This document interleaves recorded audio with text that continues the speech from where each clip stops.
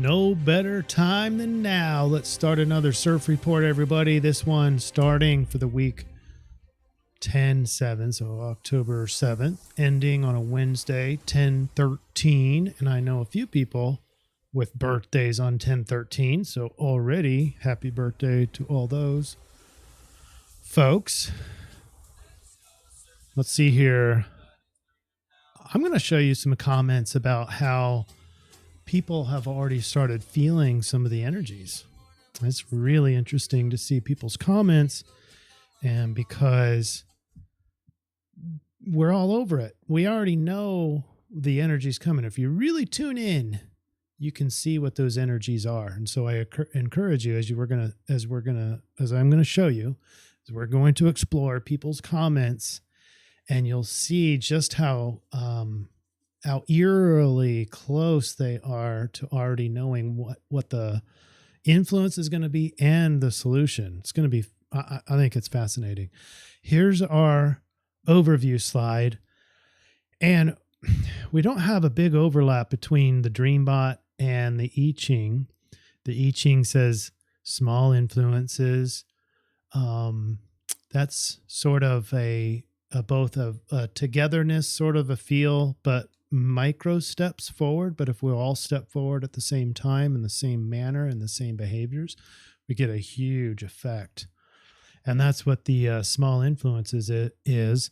And that matches the astrology, which says, okay, so first of all, we have remember those 6 retrograde planets. 2 of those this week are going to actually go back direct, Pluto and Saturn. And what that's going to mean is there's a sense of, on the one hand, we got a lot of planets going retrograde still. So we got that reluctance to move forward. But Mars is combust. Mars and the sun are going to be conjunct this entire week. And part of that time, we're going to be Cazimi, meaning that Mars is going to be extra strong. But outside that, Mars is going to be combust. So extra, extra, extra weak, because Mars doesn't like being in Libra as well. So you got those combinations makes Mars, or your yang component, being extremely weak. And so you put those together, the small influences, Mars combust. We also have Mercury combust as well, which means your thoughts are going to be a lot weaker as well. And you have the Dreambot saying there's this sort of a savior complex. So people are waiting for some savior to swoop in and help us, as we have some Halloween stuff, or it might be a Red October kind of a thing. We'll explore that. But so these aren't completely overlap, but the savior complex comes in with this Mars combust, because we have a weakened yang apparatus. And so we need help. We need someone else just to do the work. So we're going to sort that out. I'm going to think that overall, it feels like maybe a little bit of pointlessness or futility, like what's the point? That kind of thing. But I think, as you're going to see with some of these alignments, it's going to be more of like a laziness with a positive spin to it. Like, well, someone else will pick up the pieces. That's the feeling, but that's not the solution. So wait until the end, because what you really want out of these reports is how to behave and how to maximize the energies that are afforded to us. But as far as the energy goes, I think what most of us are going to feel is like just maybe lethargic, maybe a sense of satisfaction, but I doubt it. I think it's going to be more of just sheer laziness. Someone else can do it, that kind of thing. All right. Well, let's go ahead and get started with the comments first after we get back. Hang on.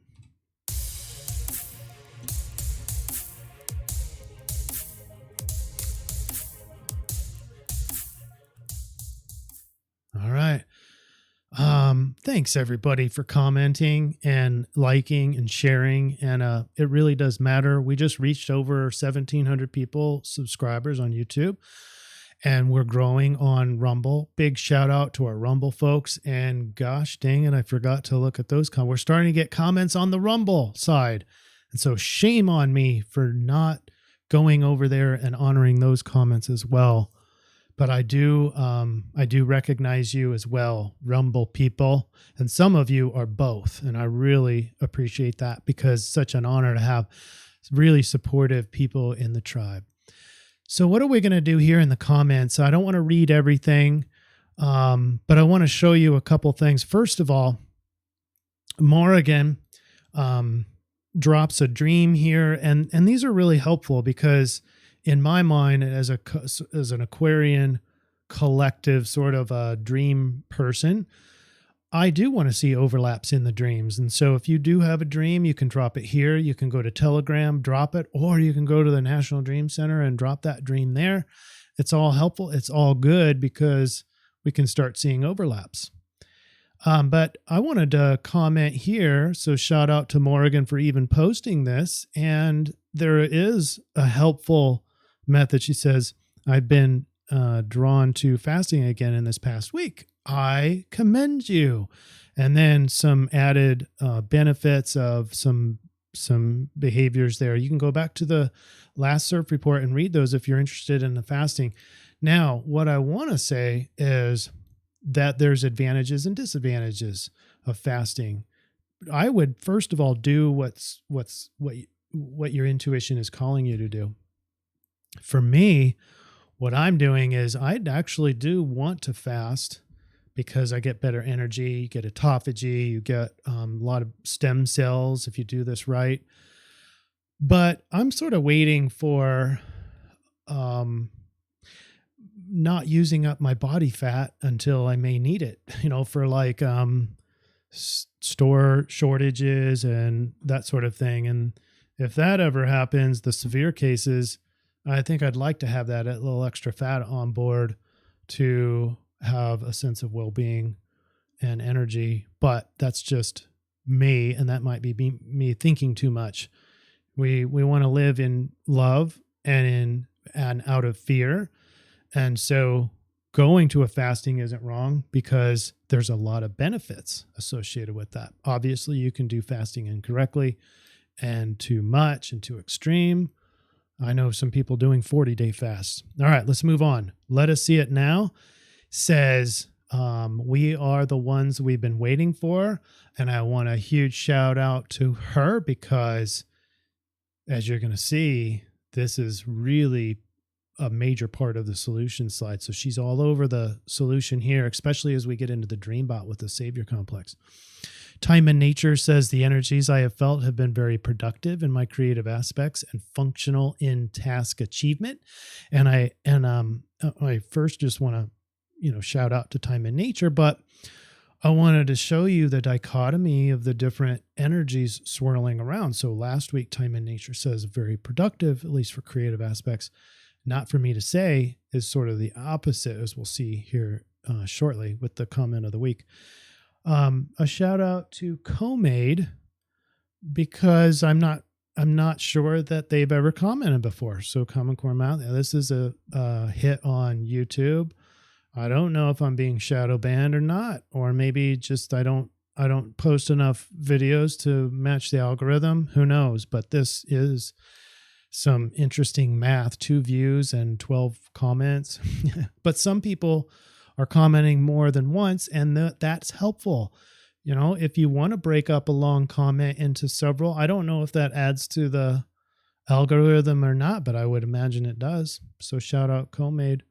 And then on Telegram, J7 says, let's envision the reality we so desire. So as in punning like creating your own desire or creating your own vision. I see it as the start of the end of evil. Love to all. But then says, what a beautiful gift to sync up with such an incredible forces of light. This is the same context of what we're going to find in the solution.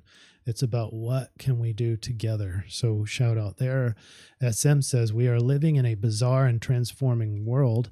I'm ready for the report to help navigate the crashing waves of crazy and change. Wait till you see the Dreambot SM. It's the exact word is crazy in there. So that's the Halloween part. And then the shout out of the week. Best comment, not for me to say. That's 2 weeks in a row. Says, I don't know about anyone else, but many things came together for me this week as far as getting stuff done that actually matches time and nature. But I'm betting, and I don't have to be right, but I'm betting that energy for time and nature, and not for me to say, shifts towards more of a, maybe I don't feel like doing as much, or I don't see a lot of obstacles coming, but maybe. But anyway, I hope everyone else had a good week, and we'll have a super week this week playing YouTube on the phone and watching Rumble 2 algorithms. Thank you for Up Arrows for not for me to say. Congratulations again. All right, let's go to the Dreambot. Here, zooming in. So, we have the blue arrows, and it's not like there's a lot of arrows there, right? So the blue arrows say the savior complex. We start with feeling inadequate. Look at the surge score, 115. Inadequate. This is, by the way, Mars combust, which is what's happening right now. Until on the 7th, early in the morning, it's actually going to be inside the Cazimi, so it's reversing. Mars gets stronger. You'll have a short period of time through this week, a couple days, where your yang is actually strong. But right now, Mars is, if you're watching this on Wednesday, which is the day I'm doing this report, Wednesday the 6th, most of us are feeling that inadequate, which is why it has a huge surge score. Resort, that could be a vacation resort, but I took it as the connection between all the others is I'm resorting to someone else for help, or I'm reliant on someone else. And then there's the giant and Lord. So I'm calling that the dichotomous nature of the savior complex. There's this need or feeling inadequate and needing a savior. Then you have the red arrows. Could be Halloween, the top word crazy, angry, so very emotional. Costume, so the hallmark feature of Halloween. And yes, it's not abnormal to start seeing Halloween in the dreams. I got a lot to say on that, but let's just leave it at that. But it could be just, it's a crazy time. And we've all heard about the Red October. So I put those in red arrows. Darkness. Figure. Where's that? Remember in Night Terrors, everyone reports this dark figure that's there, kind of holding them down, sleep paralysis, that kind of thing. That's sort of scary. Obviously, these words are dreams. Dream words can be used in much different contexts. So figure obviously can be a number. But anyway, you use them as you see fit to put them into a pattern. And the pattern is, it's either just crazy Halloween, which is normal for this time of year, or Red October. Then we have some linguistics. Check this out. Crazy, angry, pull. I'm thinking about a meandering pole shift possibly. And, people talking about the volcanic activity with potential gravity waves. Some people call it scalar waves, but nonetheless, either way you skin that cat could be shifting poles. I'm not saying that poles are going to shift. I'm just I'm saying probably maybe meandering some more, or maybe nothing at all. Then linguistic set number 2 says ocean, parallel, darkness, giant, Lord, figure. Okay, lot packed in there. What I'm thinking of is watch the water, first of all. But parallel darkness, this probably has something to do with what I just talked about, that volcanic activity in the ocean. But there's this parallel darkness. Now, if you'd noticed, David Wilcox, not always accurate, but in his latest tweet talked about his dream and warned that the East Coast people should in particular get more supplies and preparedness. And, you hear, or at least I hear a lot about the volcanic activity, that if something kicks off, it's just this gigantic wave that puts the East Coast under 6 feet of water or something. I don't know. Just do your own research there. But again, that if that manifests, that would be in itself sort of a savior complex sort of thing. I need to be saved. So natural and normal to feel that. All right, here's the astrology. We have Pluto. Let me darken this so you can see it real well. Pluto is going direct right away. That's not going to change a whole lot of things other than your inner power is going to be fresh. Transformations are not going to be reverse engineered as much. Now we're moving forward in our power, moving forward in transformation. So brand new kind of stuff, brand new death and rebirth cycles instead of old repeating patterns. Then Saturn's going to be moving direct as well towards the end of the week. And that is going to, you see this red line here? Remember that one? That's the Saturn square Uranus aspect. And if Saturn goes direct right here, that means it's right in the middle of our week. That means that Saturn is going to actually make the square between Saturn and Uranus more intense, closer together as we move on. So protest, contention from the end of this week on to the next few months is going to get stronger. The protest and the contention against each other. This is Saturn government, Uranus, the freedom fighters, the anti-establishment folks. It's a battle, and it's going to intensify as we move towards the end of the year. Then next CIRF week, Jupiter's going to go direct, Mercury's going to go direct, and when that happens, you'll only have 2 retrograde planets.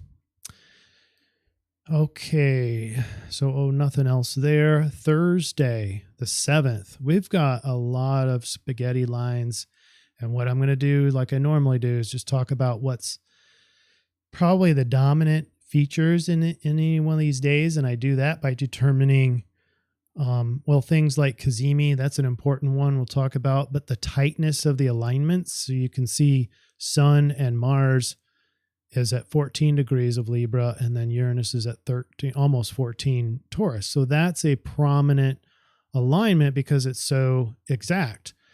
Conversely, you have these 3 planets, Sun, Mars, Mercury, with a trine to Jupiter, but they're on that orb about 8 degrees. So it's not really all that close. The Mercury is about 3 degrees of orb. So still not as tight as the Uranus one. So that's just an example. And I do want to throw out now, I no longer have to draw this Saturn square Uranus because my software considers Saturn going direct, in other words, tightening now. As you can see, this is a solid red line of square, and that orb is about 7 degrees out. So pretty far out. So comparatively, we have some other of these alignments that I'll talk about that are more dominant, but I do want to point out that Saturn square Uranus now is in a tightening phase. Saturn still not retrograde, but considered in a station, basically, and then we'll reverse it here in a couple days. All right, so the dominant forces here, or the dominant force is going to be Mars. Mars at 14 degrees, 33 minutes of Libra, puts him within 17 degrees of the sun. Now, this is not my standard 12 o'clock time. This is 3 a.m. on the 7th. So early in the morning, you're going to have this, maybe a jolting, this is central time, a jolting awake of sudden yang springing to life. But if you don't, no problem. You'll wake up feeling a little bit stronger than the previous days. Now, granted, Mars, when it goes Cazimi, and it's also in parallel with the sun, this is what this is. I know it's tiny, tiny letters, but it's basically sun parallel Mars. And what that means is now they're as they come together, they're actually on the same latitude too. So there's basically superimposed over each other, Sun being closer and Mars further out, or the other way around. Okay, so one in front of the other at an exact parallel, exact latitude, means that this Cazimi is going to get really, really strong. Granted, the Sun also is not real thrilled about being in Libra, as in fall. So there's some extra weakness or some least ease. Things aren't easy with the Sun, and the Sun is our ego. Sun is our self-identity, and so that's sort of not easy. It doesn't come easy. It takes work. And then Mars is in detriment in Libra. And so very weak already in Libra, and has been weak in the Combust. So outside of 17 minutes of the Sun, now the Yang aspect got really weak. But starting at 3 a.m. Central on October 7th, this is now shifting into Cazimi. We're within 17 minutes of the Sun. And so that aspect gets monumentally stronger. It's like this would be a Superman. That's a savior of sorts. It's a cartoon savior. So the savior comes in metaphorically starting in the Cazimi time of 3 a.m. Central Time, and where you feel more like doing things. Granted, all this is happening in Libra, where the two fire brothers, Sun and Mars, they don't particularly like to be. They're more fighters. Fire are fighting, and Libra is peaceful. And so it just doesn't really work. The other thing to work out here is this inconjunct. It's an adjustment to the freedom fighter of Uranus. And so the weak Yang brothers that are getting strong because of the Cazimi have to adjust to material change. Uranus in Taurus material, 3D reality, Uranus change, air sign, home air sign, Aquarius. So insight and change from the logical realms, from the mental realms, and how to change the material world, how you change sensing things. Interesting, at that night, the 7th, that night, I wanted to show you when Sun and Mars go direct. That's at 15 degrees Libra. They're in exact conjunction at 11 p.m. Central Time on the 7th as the evening. And so that's halfway through the Cazimi. That's at the absolute pinnacle of the Cazimi. So it might be hard to sleep on the night of Thursday, October 7th. It just might. Doesn't have to be. I don't need you to be troubling sleep, but it might be hard to get to sleep. Just saying, with the Mars Cazimi. But all bets are off because we don't really know that relative strength of Mars getting stronger with the Cazimi, but still weak in Libra. So who knows? It'll probably be a very personal experience for you there. Friday the 8th now, this is the 8th evening, so October 8th at 8 p.m. Central Time. This is when the Cazimi ends. So now Mars is circled here. It's just exited the Cazimi 17 minutes away from the Sun, on the backside of the Sun, or behind the Sun. And this is going to be the max combust. In other words, now Mars is said to be burnt by the Sun, so weakened again. This is extraordinary weakening. This is going to be the weakest of Mars, or the weakest of your yangness, or your motivation, or your ability to go do stuff, or willingness to go do stuff. Is going to be in a big detriment. So huge decrease in motivation, drive, even libido, just overall energy. But look at this. It's a trine over to Jupiter. So I know it's a 7 degrees over, but there is that trine alignment. So it's easy to have a positive spin on things, even though you're feeling low motivation, low drive, maybe lazy. It's not a disastrous lazy. Okay. So you got that sort of positive trend to it, maybe some wisdom in there. It's wise to just hold back and not do a whole lot, maybe. But nonetheless, it's not just you're not going to feel a lot of shame being in that lazy feeling starting on October 8th at 8 p.m. Central. It's going to have a slight positive spin to it. Optimistic spin. Somebody else will do it. That kind of thing. It doesn't have to be related to other people, but that was just an example. Then quietly, have this in real thin writing, Mercury is in retrograde and also combust, because within 8 degrees of the sun. So now Mercury is not parallel with the sun. So you're going to see they're going the opposite directions, but they're not in the same latitude, not in the same height of the sky. So what you're going to see there is you're never really going to get to Cazimi. They're not going to be within 17 minutes vertically.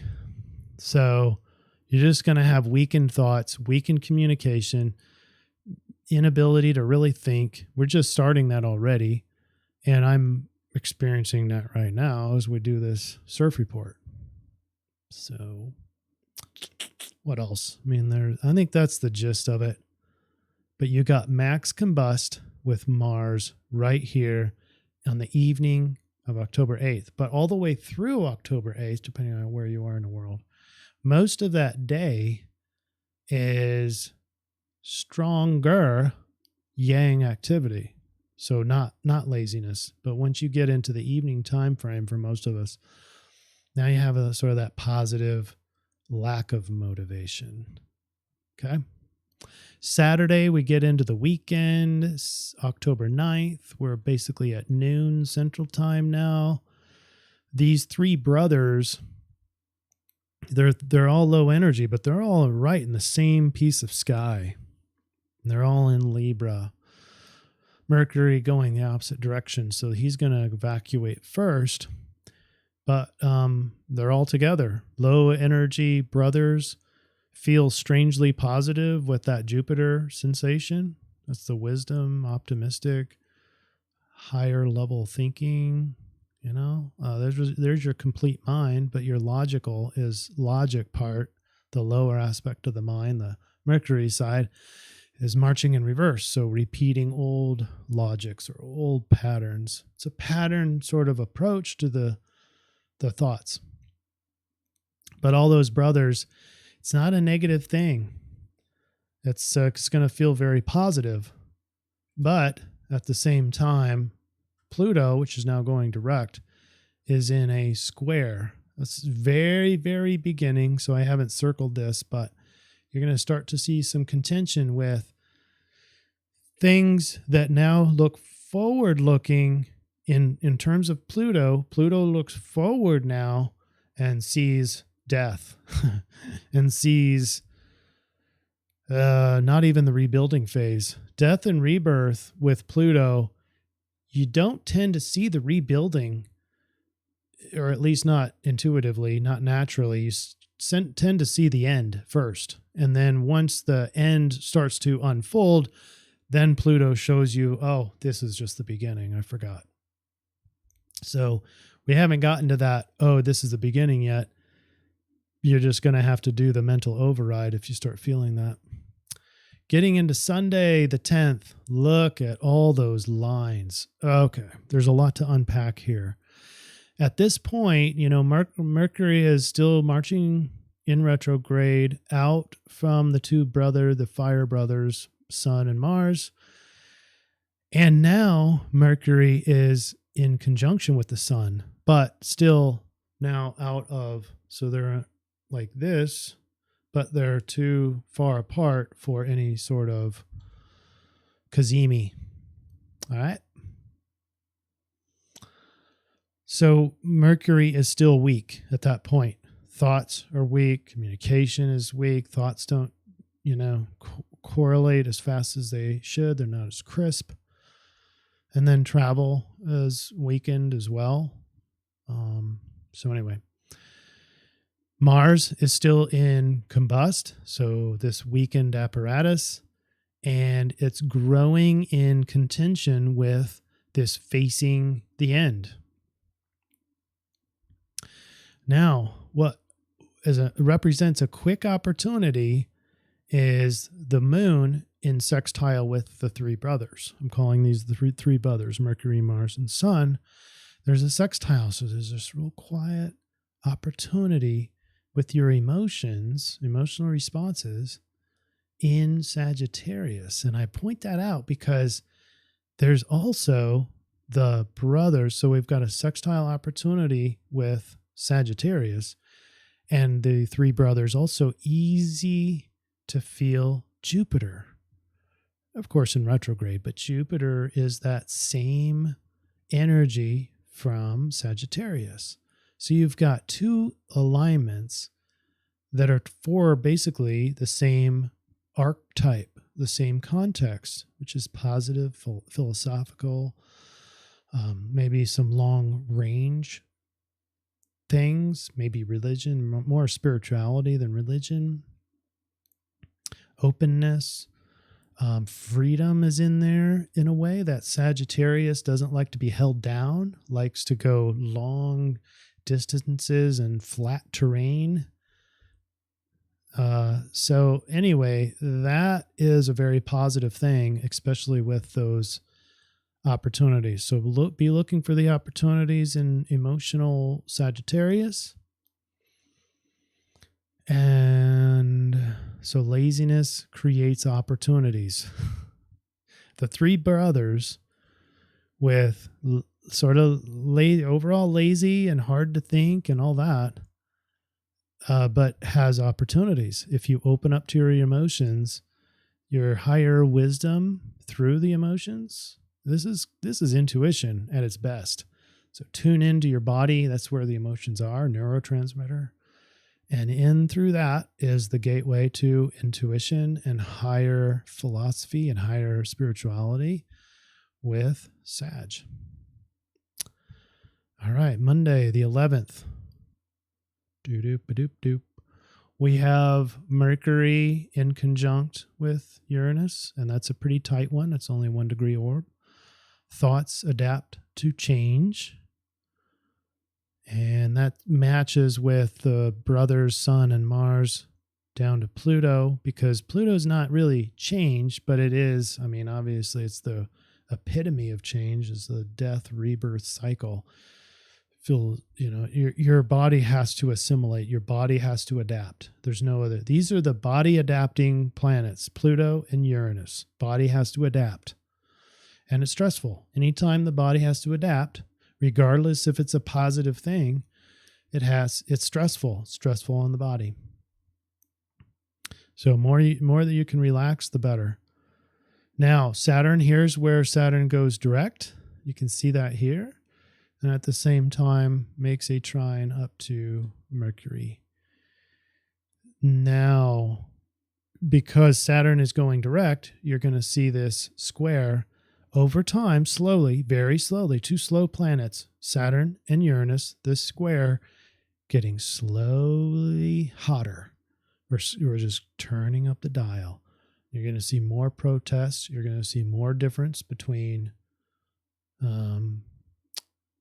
law and police, and between them and the freedom fighter, anti-establishment, the eccentric people, the weird people like me. Weird. I'm ruled by Uranus, and I don't mind it a bit. The mad scientists. All right, Tuesday the 12th is October 12th at 12 p.m. Central Time. We have a lot of squares here. You got the three brothers. There's technically still in a conjunction. The moon is conjoining with Pluto, so all sorts of squares here, a lot of contention, and that's going to be the dominant force here. Just feeling the lazy brothers feel very emotionally conflicted about goal-oriented destruction. I find that hilarious, but I'm not going to be surprised if every one of us feels that. So not only do you feel lethargic and then maybe tired now after it's several days of Mars being in combust and a positive sense of it, but when you sit on the couch for so long, your body develops another neurotransmitter. And this is more of angst. And I've got to be doing something, and your mind sort of starts to dart every which way. That is going to start being prominent. And now you still can't do much, or you still don't feel like doing much, but you have to do something. So now you're in that conflict.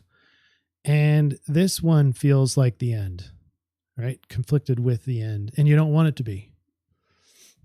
So that's the influence. And then for Wednesday, the final day of our CIRF week, we have Mercury is free and clear, still in retrograde, free and clear of the sun. And so thinking on his own, no influence other than Libra, and he's fine there. Libra is that air sign, so things get more rational and then complete with Jupiter. Or I guess just outside of a trine with Jupiter, but more so Saturn. It's easier to establish, easier to see hardship, easier to see the status quo or be logical thinking in the status quo. But the big one is going to be an opportunity with Saturn and Venus. What's the opportunity there? The opportunity is Venus being harmony with others in a context of freedom. So being free to love is an opportunity with the changing of the status quo towards freedom. So your biggest opportunities here in this sextile is seeing the freedom of it all.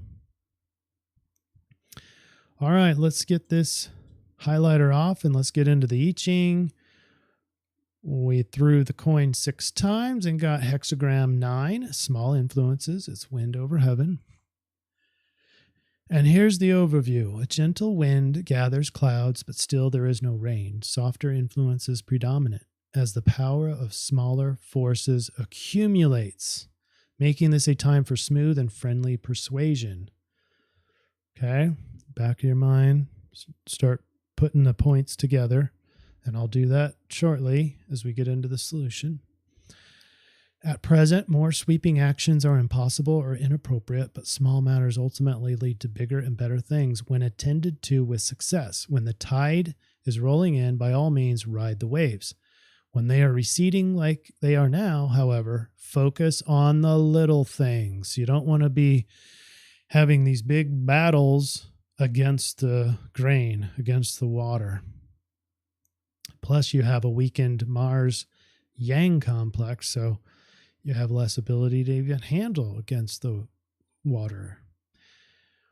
All right, gentleness is the key word here. And just so you know, and you're going to see how all 3 of our I-Ching readings, that's both I-Ching and then the rave, all talk about gentleness. It's a huge overlap.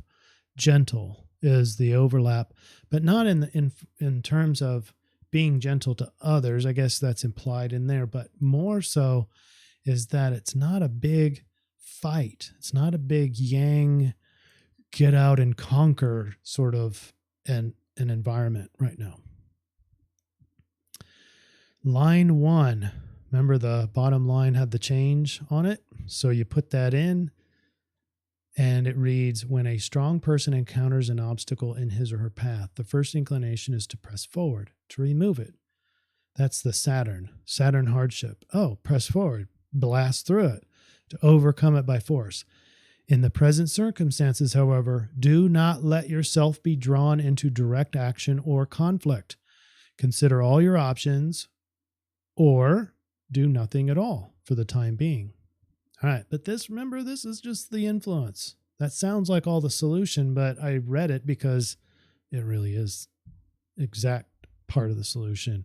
So here it is. When you put the change line in, it turns into yang at the bottom, line 1, and it becomes hexagram 57. Incidentally, the rave is also 57, so it makes it extra 57. Wind over wind. Notice you've got the 3 lines are the same. The trigram, the hexagram is made up of 2 trigrams, and each trigram is the same. It's wind. A subtle penetrating effect is like a soft wind blowing through the reeds that are bending gracefully, demonstrating flexibility and endurance. This symbolizes a quiet, relaxed effectiveness in action. Now, doesn't it make sense?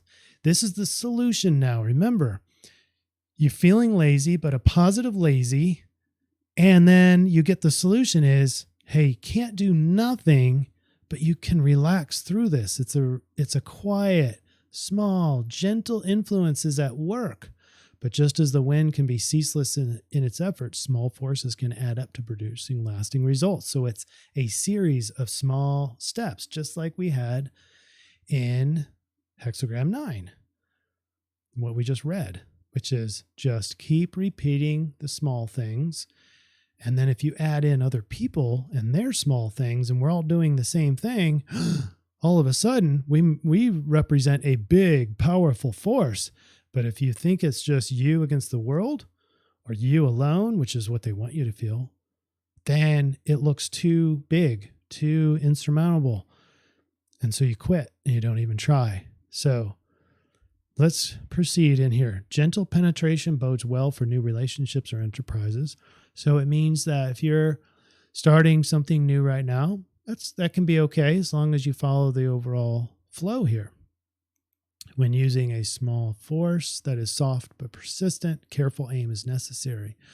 For only when a small force continually moves in the same direction will it have a cumulative effect.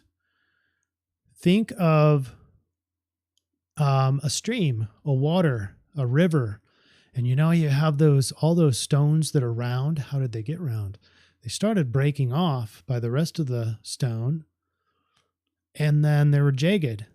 But all that water over thousands of years, maybe millions of years, all that water eventually starts to smooth over that rock. That's the force that we have here. And it's a very yang force, but it takes a lot of individual powers.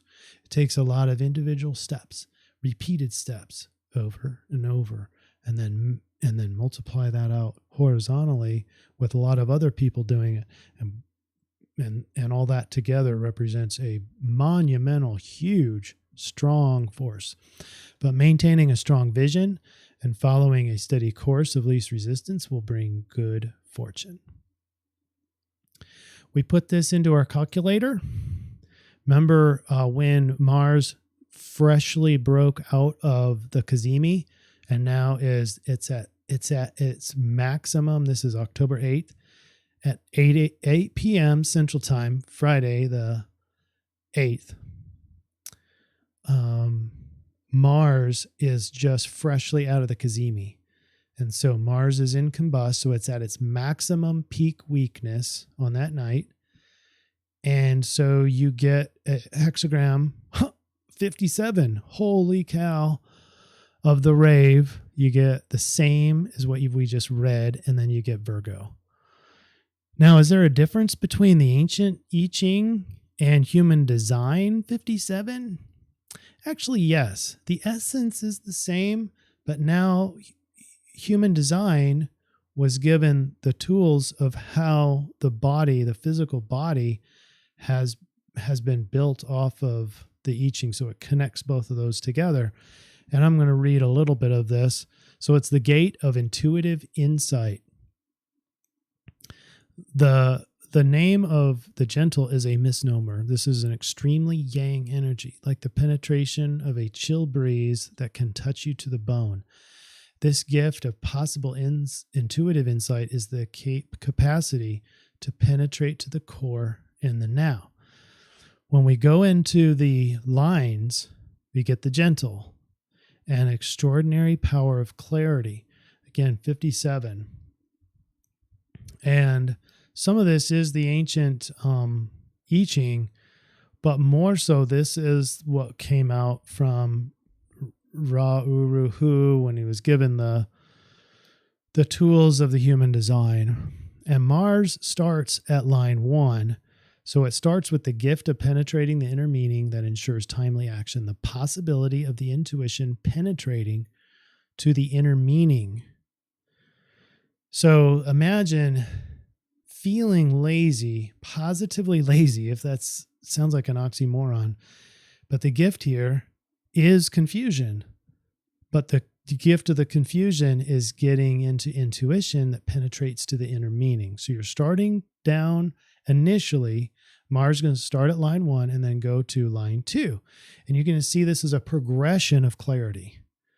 So it's just so interesting because what's the essential piece to hexagram 57, regardless if it's the ancient I-Ching or the human design? It's having a strong vision. And you should have the strong vision of your intuition and clarity on the deep side and inner side, so that you don't waste all those small steps. Remember, small movements forward, gentle but massive moves forward. That should all be on the same page. So it should have a strong vision. So the clarity is the important piece here. Cleansing is line 2.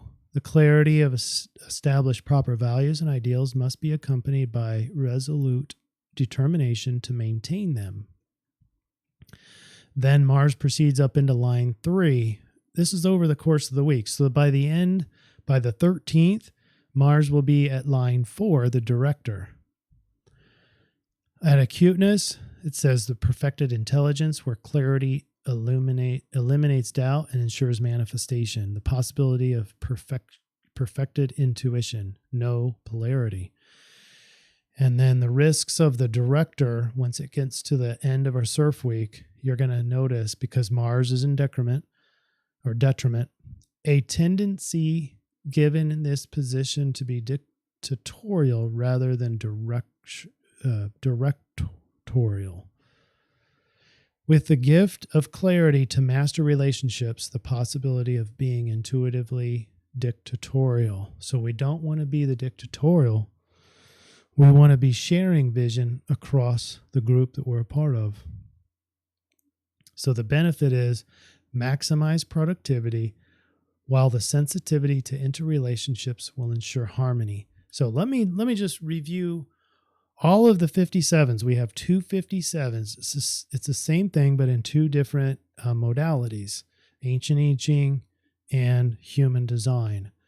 Now, both of them agree that the secret part of this, the secret is the relationships, the sameness of the vision. And then the other secret is, so clarity, relationships, but then doing it repeatedly, small steps, moving forward with the wave. And then if that's combined with other people, now you've got a massive undertaking forward. So what started out as a weak Mars, a lazy Mars, a burnt out Mars, a combust Mars, your yang is weakened. Now, if you do these right, it becomes clear, your relationships are in harmony, and those are the basic gifts. As a result, then you can do your small things and know that everyone else is doing their small things, and whoosh, the collective moves forward very powerfully. All right, now time to get into the summary slide. But first, big shout out to interzention.com. Go to interzention.com. We have a new clinician who's coming on board. And so the foreseeable future, you will have an opportunity to get free hypnotherapy as Angie develops more experience and more time under her belt in her certification process. If you want to be part of that process, interzension.com. I'll be hopefully putting her page up shortly on interzension.com, but you can go ahead and get a hold of us if you're interested in that. All right. Here we go. I don't have summary slide. There it is. There's Mars Combust. And the Savior Complex from the Dreambot says, someone else will do it. So the futility or the laziness might be appropriate, but it's not all misery either, because you've got that Jupiter aspect. So now what's interesting, first time in our slideshow, we have I-Ching 57 and Rave 57. Gentle penetration to the inner meaning. Cleansing through inner realization. Clarity eliminates doubt. Clarity to maximize productivity while harmonizing relationships. And then it says Sidereal is Virgo. So discriminate, detailed, analytical. This could be challenging to do with a Mercury retrograde, right? Be able to be analytical, ability to discriminate. This is Mercury Combust as well. So it's got to be purposeful, but that's what Sidereal is. That's the solution. You can choose these behaviors. We just got done with the influence. Now we're talking about making a decision, making a conscious effort to be more discriminate, to be more detailed, to be more analytical and hardworking. Okay, so here we go. The overall triangulation. That's a huge shift in how yang energy can and should be used this week. Reduce your bite sizes. No huge undertakings, especially as an individual. This week, yang and forward movement is best accomplished by additive, gentle forces that are very coherent and ceaseless. Imagine water in a stream, smoothing jagged rocks over thousands of years, making them round. This is the energy and force you'll be working with. Once again, we have Virgo responsibility, reliability, and work ethic and analytical traits. Combine this with the double 57, the gentle. It is not a passive solution. We need this. So passive, it's not a passive solution. So you might feel like you want to do this, but that's not the solution. It's to be lazy. We still have to do things, but it's gentle. It's small stuff. It's not a passive solution. We need strong character, strong vision, ceaseless exertion of small but meaningful steps. These aren't things that make you huff and puff. These are small, deliberate steps forward, quietly, together, in unison with many other people of the same committed action. The subtle goals here are clarity and relationships, as indicated by the rave lines. Virgo's detailed discrimination call you to penetrate, to inner clarity, and then to maximize productivity through harmonizing. Whew. It's a lot of big words. So basically, you got to use the Virgo because the Virgo won't quit. The Virgo will keep going out of duty. You need to stay discriminate. You need to be prioritizing your values, your goals, and being responsible. That's the Virgo. But don't forget to go within, penetrate, maybe even using some of that lazy energy to go within and get the inner clarity on what it is you need to do.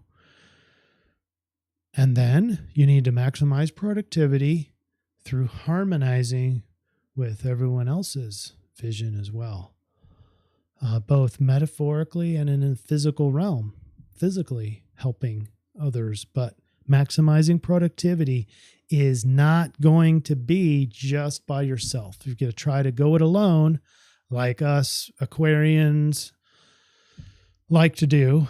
I can think of some other zodiac signs, but I'm one of the worst offenders here, is just go ahead and do it on my own. Well, you're wasting energy this week. So you need to be in unison with all the others. And it's a big, powerful force for the collective, which is where I want to be anyway because of the Aquarian. Aquarians are collective in nature, but I like to do all this stuff alone, which is Uranus and also Aquarian. There's that dichotomy. All the zodiac signs have that dichotomy. On the one hand, want to do everything alone, but I'm also concerned about the collective. It's just the way it is. So, well, I hope this helps everybody. And I'm really feeling positive. We're starting to see the treadmill moving forward instead of in reverse.